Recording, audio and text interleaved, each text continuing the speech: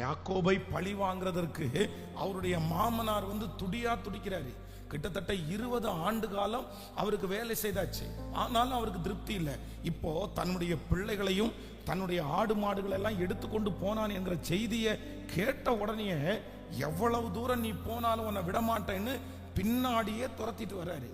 ஆனா ஆண்டவர் போகிற வழியில சந்திச்சு சொல்றாரு, இந்த பாரு, நீ போறதெல்லாம் இருக்கட்டும், ஆனா என் பிள்ளையின் இடத்துல நன்மையை தவிர, சொல்லுங்க, நன்மையை தவிர தீமை ஒண்ணுமே பேசக்கூடாது.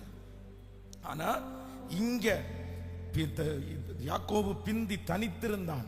ஒரு பொழுது விடியும் மட்டும் ஒரு புருஷன் போராடி மேற்கொள்ளாததை கண்டு, உனக்கு நான் இப்ப என்ன செய்யணும் உன்னை ஆசீர்வதிக்க முடியாதுப்பா. இங்க அவனிடத்துல ஆண்டவர் காமிக்கும் போது எப்படி காமிக்கிறாருன்னா, தன்னை ஒரு கோபமுள்ள ஆண்டவராய் காண்பிக்கிறார். ஆனா இவனுடைய எதிரியினிடத்துல ஆண்டவர் என்ன காமிக்கிறார்னா, என் பிள்ளைய நான் தண்டிப்பேன், ஆனா நீ தண்டிக்கிறதுக்கு நான் விட மாட்டேன்.